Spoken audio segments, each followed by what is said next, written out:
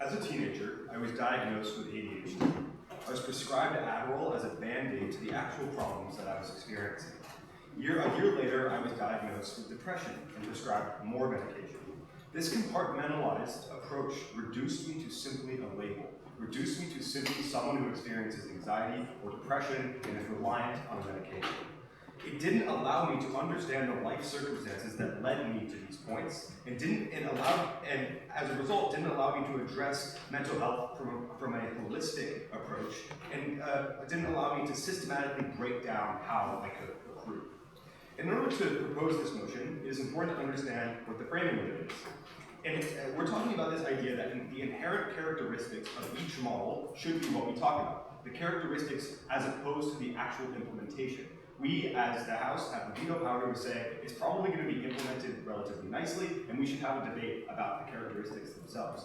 The burden here, then, is accepting the rise of a transdiagnostic approach as opposed to minimizing that rise. And what does this rise do more harm than good? And what gives a more intrinsic value to a patient? To define the diagnostic approach, we're talking about the current status quo system, which is symptom-oriented, right? It addresses one thing at a time, i.e. depression, then anxiety, with a high emphasis on medication, like prescribing Zoloft and Adderall, etc. Whereas the transdiagnostic approach looks at addressing an entire thing systematically, i.e. prescribing things like increased meditation, free therapy, diet, increased exercise, reflection. These are all things that allow one to systematically understand the mental burdens affecting them, as opposed to just individually attempting to solve one. What we talk about when we say rise is the idea that we are not eliminating the Western approach to prescriptions. We're just saying that the transdiagnostic approach can work in conjunction with the prescription-based diagnostic approach. And we assume that it probably won't overtake the standard status quo, as it instead just like work in conjunction with it as an alternative method to addressing mental health. So with that, I'm going to get into my two core arguments. Before that, any questions about framing? Perfect. So the first argument is this idea of accessibility. In the status quo, mental health disorders are increasingly cost-laden. What do I mean by that? If I'm experiencing problems, I'm likely going to have to go talk to a doctor. Just by virtue of talking to that doctor, we're looking at increased insurance costs or increased money out of my pocket. So just to get the diagnosis of my unique problem, I have to pay a lot of money. Then I'm going to be prescribed something. And if I don't have expensive or good insurance, that is likely going to come out of my pocket, or I'm going to have to increase my insurance capacity to be able to pay for that medication. Finally, if I actually get this medication and actually get diagnosed with something that is what's affecting me, I'm going to consistently have to keep paying for refills. In the status quo, people don't have the capacity simply to get medicated, and if they do, they are reliant on this medication for decades, hurting their pockets even more.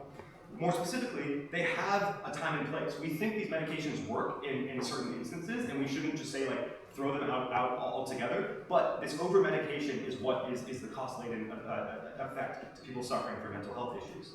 The impact here is that the transdiagnostic approach emphasizes things that inherently aren't cost-laden. We see the rise of things like BetterHelp or free therapy that allows people to talk with somebody, a licensed professional, for free to address an entire a bunch of issues that could potentially be harming them.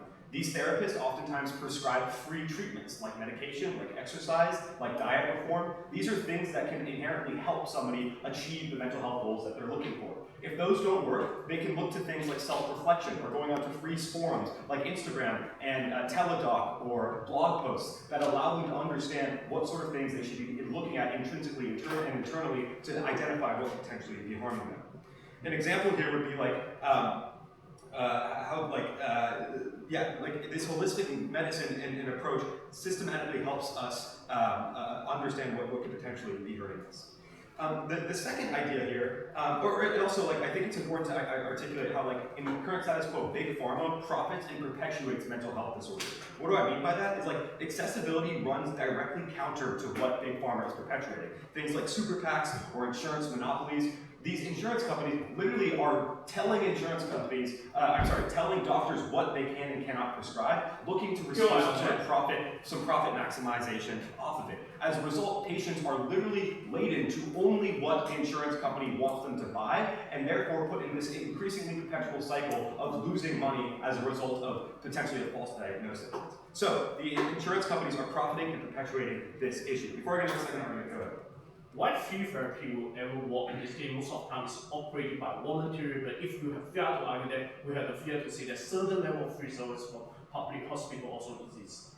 Yeah, absolutely. Again, like all we're arguing for is the rise in this transdiagnostic approach. Whether or not like the means in which you achieve this free diagnosis is like up to you, right? If you choose to go to BetterHelp, that's perfect, and we support that. If you choose to go to a Western medicine and go to a hospital and get free therapy there, that helps you in some internal reflection, that's also great. We're not saying that we should eliminate one or the other. We're just saying that we support the rise of the transdiagnostic approach. The second argument I bring to you today is this idea that the transdiagnostic approach adds the missing link to what Western medicine hasn't been able to accomplish, right? A, it connects issues and creates synthesis. What do I mean by that?